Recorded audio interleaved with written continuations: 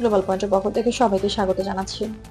মধ্যপ্রাচ্যের সাম্প্রতিক পরিস্থিতির মধ্যে আন্তর্জাতিক সংবাদ মাধ্যমে আলোচনার কেন্দ্রবিন্দুতে উঠে এলেন উত্তর কোরিয়ার সর্বোচ্চ নেতা কিম জং উন। তিনি সম্প্রতি একটি গুরুত্বপূর্ণ বক্তব্যে সতর্কবার্তা দিয়েছেন, যেখানে দেশের সার্বভৌমত্ব রক্ষার জন্য প্রয়োজনীয় পদক্ষেপ নেওয়ার ঘোষণা এসেছে। কিম জং উনের এই হুঁশিয়ারি মূলত আন্তর্জাতিক পরিমণ্ডল এবং কোরিয়ার উপদ্বীপের সামরিক ও কূটনৈতিক অবস্থানের প্রেক্ষিতে এসেছে। বিশেষজ্ঞদের মতে এটি একটি রাজনৈতিক ও কূটনৈতিক সংকেত, যা সরাসরি সংঘাতের ঘোষণা নয়। তিনি বলেছেন, প্রয়োজন হলে পিয়ংইয়ং তেহরানকে সমর্থন দিতে প্রস্তুত, তবে এর প্রভাব আন্তর্জাতিক কূটনৈতিক আলোচনার উপর নির্ভর করবে। উত্তর কোরিয়ার সামরিক মহড়া ও ক্ষেপণাস্ত্র পরীক্ষার প্রসঙ্গ এই হুঁশিয়ারির সঙ্গে যুক্ত। আন্তর্জাতিক সংবাদ সংস্থা যেমন রয়টার্স, বিবিসি এবং আল জাজিরা উল্লেখ করেছে, কিম জং উনের বক্তব্যে সরাসরি কোনো দেশের ক্ষতি করার হুমকি নেই, বরং এটি দেশের সুরক্ষা ও আন্তর্জাতিক চাপ মোকাবেলার দিক নির্দেশ।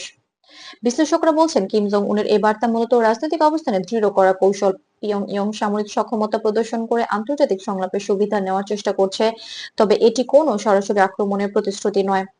আন্তর্জাতিক সম্প্রদায়ও সতর্ক। যুক্তরাষ্ট্র, দক্ষিণ কোরিয়া এবং জাপান কিম জং উনের বক্তব্য পর্যবেক্ষণ করছেন।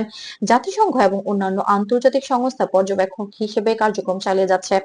তারা মনে করিয়ে দিয়েছে, এমন হুঁশিয়ারি আঞ্চলিক নিরাপত্তার উপর প্রভাব ফেললেও কূটনৈতিক প্রচেষ্টা বজায় রাখা জরুরি। কিম জং উনের বার্তায় ইরান ইসরায়েলের টানটান পরিস্থিতিতে মধ্যস্থতার সম্ভাবনা এবং সামরিক ব্যবস্থার প্রস্তুতি উল্লেখ রয়েছে। বিশেষজ্ঞরা মনে করছেন, এই ধরনের হুঁশিয়ারি আন্তর্জাতিক সংলাপ এবং ভূরাজনৈতিক ভারসাম্যের জন্য গুরুত্বপূর্ণ। সারসংক্ষেপে বলা যায়, কিম জং উনের হুঁশিয়ারি মূলত রাজনৈতিক এবং কূটনৈতিক বার্তা।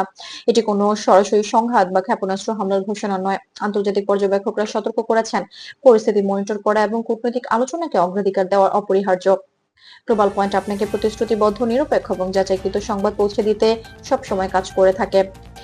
আন্তর্জাতিক পরিস্থিতির সর্বশেষ আপডেট পেতে আমাদের চ্যানেলটি সাবস্ক্রাইব করুন।